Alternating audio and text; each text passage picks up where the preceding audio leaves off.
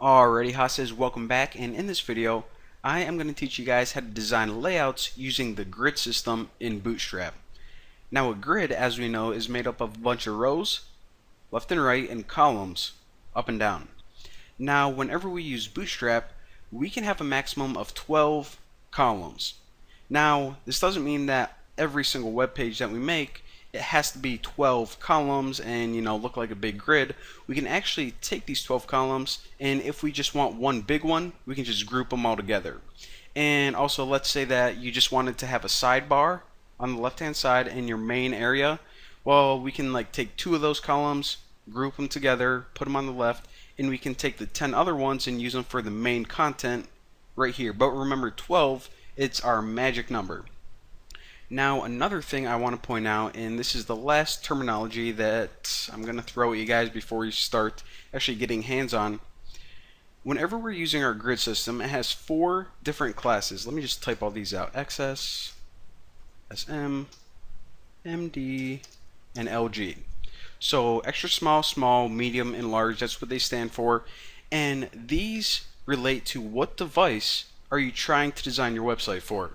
So extra small is for phones, small is for tablets, medium is for normal desktops and laptops, and large is for larger desktops like those huge iMacs. Now, later on, what we're going to be doing is, let's say that you want to create a layout that, I don't know, let's say a desktop, you want to have a layout that the sidebar only takes up 2 columns, but for a tablet, you think it looks better if, your sidebar takes up 4 columns. You can actually use these classes to change it, but in these first couple examples and for the most of my tutorials, I'm just going to make one generic website that's responsive to every single device. So we can just use, say, like MD, and I'm going to show you how to make a website that looks good on every single device, whether it's a phone or a big jumbo desktop. So let's get into that right now. So let's say that what can we do in this video? We'll say that we're making a really simple web page, and it's going to have 3 columns, and it's going to take up the entire width of the screen. So how would we do that? Well, remember, the first thing we need to do is change this from container, which is a fixed width, to container fluid. Now remember, that is going to give us the functionality to take up the entire width of the screen. And also, let me add a header. So heading 1, I'll just say 3-column layout. Now whenever you make columns, they have to go inside rows.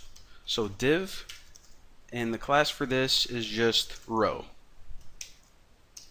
So now inside this row, we're just going to stick 3 columns. And remember, since we have to take up 12 columns and we only want 3 of them, we're going to have each of those take up 4 columns. So 4 plus 4 plus 4 is 12. Simple enough.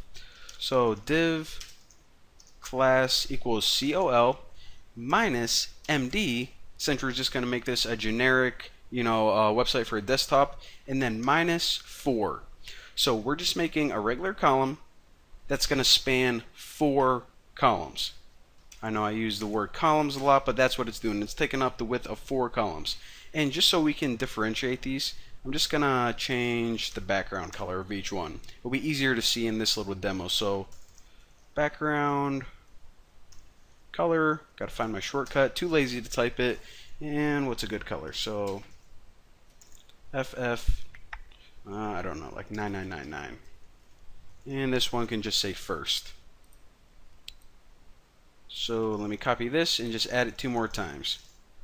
Alright, so this is going to be the first column on the left hand side. This one's going to be the one in the middle. So I'll actually just write left, middle, and right. And let me just change the color to, I don't know, 99CCFF. And what else is a good color? 00CC99. And let me run this and check it out. Alright, so there you go. Here is our heading right here. And remember, since we use a fluid container, it's taking up the entire screen.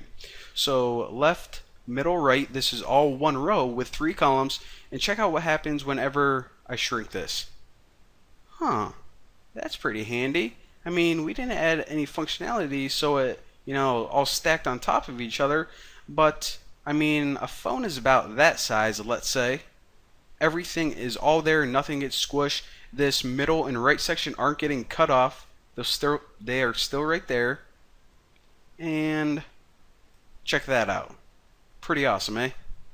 And real quick, let me show you guys what it looks like if it is a regular container instead of fluid. So let me run this and check it out. So here is our fluid one, and we can see that this takes up the full width of the screen, no space on the left or right. And this is the regular container. You see that we now have a fixed width, and we have some spacing on the left and right.